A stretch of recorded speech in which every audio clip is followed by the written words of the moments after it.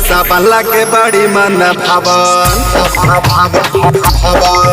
जब से चढ़ल बाटे सावन लागे बड़ी मन भावन, जब से चढ़ल बाटे सावन लागे बड़ी मन भावन, जब से चढ़ल बाटे सावन लागे बड़ी मन भावन। तोरा भोला जी के दर्शन कराए देबोगे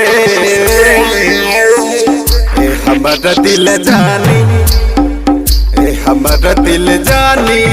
असो सावन में देव घर घुमाई देबोगे हमर दिल जानी। असो सावन में देव घर घुमाई देबोगे। चढ़ल बाटे सावन लागे बड़ी मन भावन, जब से चढ़ल बाटे सावन लागे बड़ी मन भावन, जब से चढ़ल बाटे सावन लागे बड़ी मन भावन, जब से चढ़ल बाटे सावन लागे बड़ी मन भावन। हमरा भोला जी के दर्शन कराई दा हो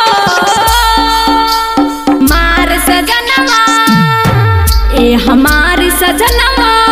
अस सावन में देवघर घुमाई दा हो ए हमारी सजनवा। अस सावन में देवघर घुमाई दा हो हमर दिल जानी। असो सावन में देवघर घुमाई देबोगे। डीजे असो सावन में देवघर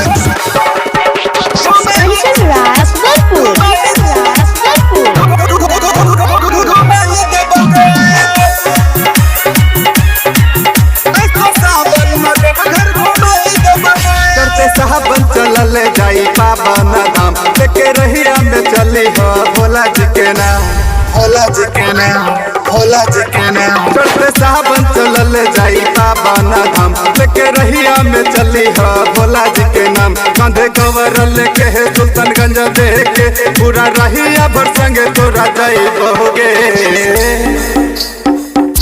हमर दिल जानी, हमर दिल जानी। असो सावन में देव घर घुमाई देबोगे ए हमार सजनवा। असो सावन में देवघर घुमाई दा हो ए हमार सजनवा। असो सावन में देवघर घुमाई दा हो हमर दिल जानी। असो सावन में देव घर हमर दिल